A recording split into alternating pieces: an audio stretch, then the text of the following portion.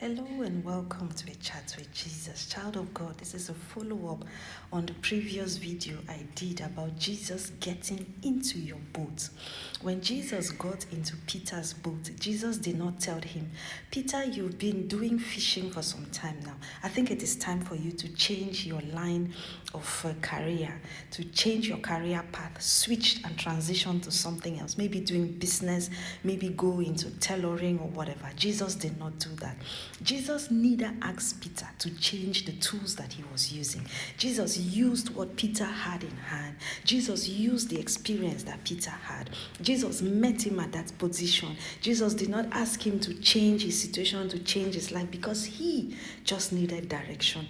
He needed orientation. He needed instruction. He needed a word, a ministration from the Lord, and that was what turned his life around.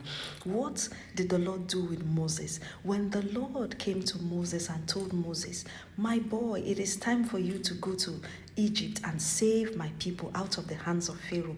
Moses said, how would they believe me? How would they know that you sent me? And God asked him, what do you have in your hand? Moses had a staff in his hand. He had a rod in his hand, and God used that. As a leader, as a shepherd man, God used what he had. So these people, and many other examples, Isaac is another one. Isaac was a farmer. When the Lord blessed Isaac, the Lord did not change Isaac from being a farmer to being a CEO somewhere, or to being sitting in an office and working. No. When the Lord met them, he used what they had in their hands. So what are you doing? What is the idea that you have? What is the strategy that the Lord can work with? What do you have in your hand? What are you currently doing now that the Lord can use to promote? The Lord just needs to amplify what you have.